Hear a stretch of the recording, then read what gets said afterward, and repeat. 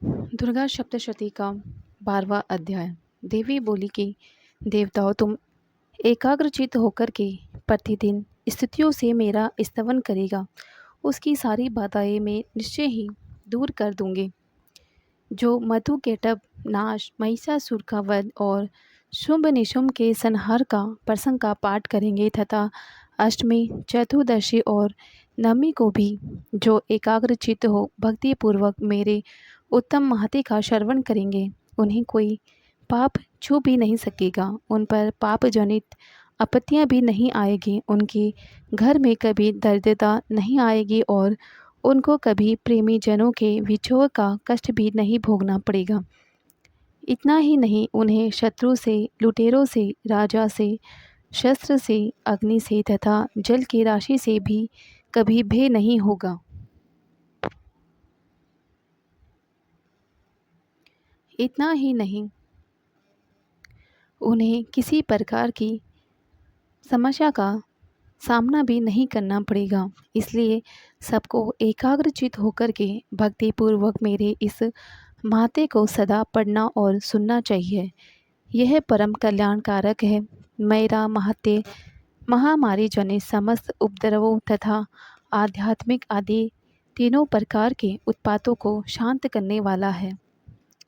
मेरे जिस मंदिर में प्रतिदिन विधि पूर्वक मेरे इस महत्य का पाठ किया जाता है, उस स्थान को मैं कदा भी नहीं छोड़ती। वहाँ सदा ही मेरा सानिध्य बना रहता है। बलिदान, पूजा, होम और महाउत्सव के अवसरों पर मेरे इस चरित्र का पूरा पूरा पाठ और श्रवण करना चाहिए। ऐसा करने पर मनुष्य विधि को जानकर या बिना विधि जाने भी मेरे लिए जो बलि, पूजा और होम आदि करेगा, उसे मैं बड़ी प्रसन्नता के साथ ग्रहण करूँगी।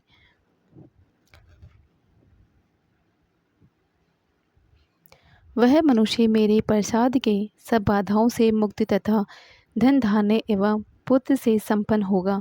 इसमें तनिक भी संदेह नहीं है। मेरे इस महात्म्य, मेरे प्रादुर्भाव के सुंदर कथाएं तथा युद्ध में किए हुए मेरे पराक्रम सुनने से मनुष्य निर्भय हो जाता है।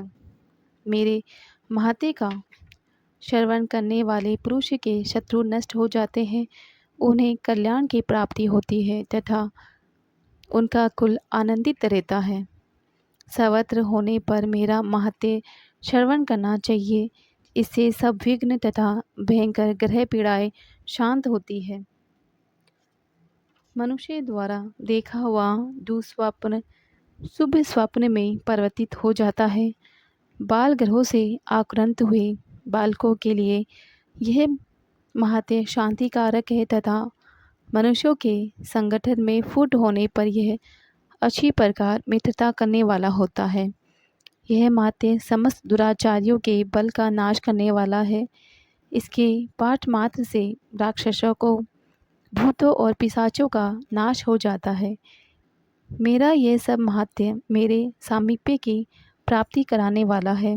पशु, पुष्य, अर्ध, धूप, दीप, गंध आदि उत्तम सामग्रियों द्वारा पूजन करने से, ब्राह्मणों को भोजन कराने से, होम कराने से, प्रतिदिन अभिषेक करने से, नाना प्रकार के अन्य भोगों का अर्पण करने से तथा दान देने से आदि से 1 वर्ष तक जो मेरी आराधना की जाती है, उससे मुझे जितनी प्रसन्नता होती है, उतनी ही प्रसन्नता मेरे इस महत्य चरित्र का एक बार श्रवण करने मात्र से हो जाती है।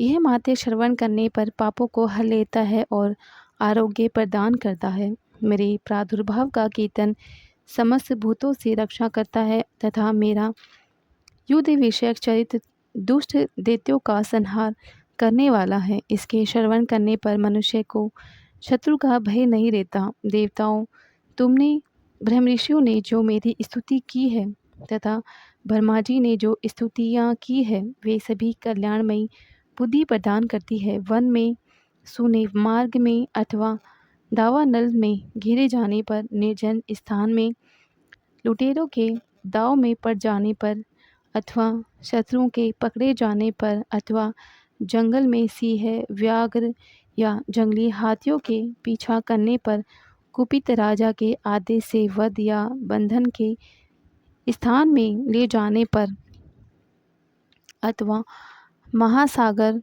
में नाव पर बैठने के बाद भारी तूफान से नाव के डगमगाने पर और अत्यंत भयंकर युद्ध में शस्त्रों का प्रहार होने पर अथवा वेदना से पीड़ित होने पर बहुना सभी भयानक बाधाओं के उपस्थित होने पर जो मेरे इस चरित्र का स्मरण करता है वह मनुष्य संकट से मुक्त हो जाता है।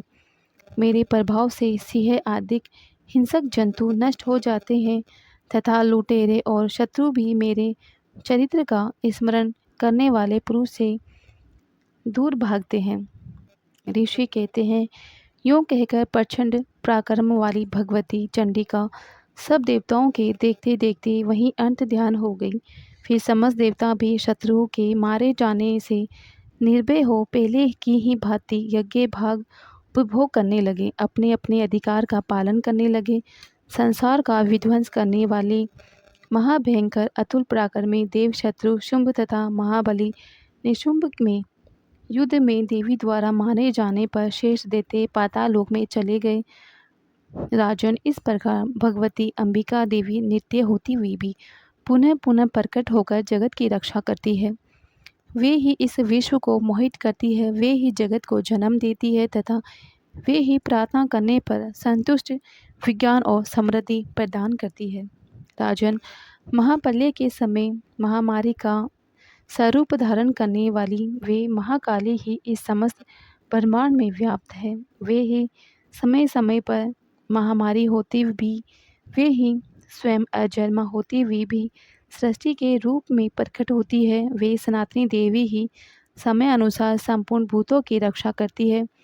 मनुष्यों के अभ्युदय के समय वे ही घर में लक्ष्मी के रूप में स्थित हो उन्नति प्रदान करती है और वे ही अभाव के समय दरिद्रता बनकर विनाश का कारण बनती है। पुष्प, धूप और गंध आदि से पूजन करके उनकी स्तुति करने पर वे धन, पुत्र, धार्मिक बुद्धि तथा उत्तम गति प्रदान करती है। जानकारी अच्छी लगी हो तो लाइक करें। चैनल पे पहली बार आए हैं चैनल को सब्सक्राइब करें।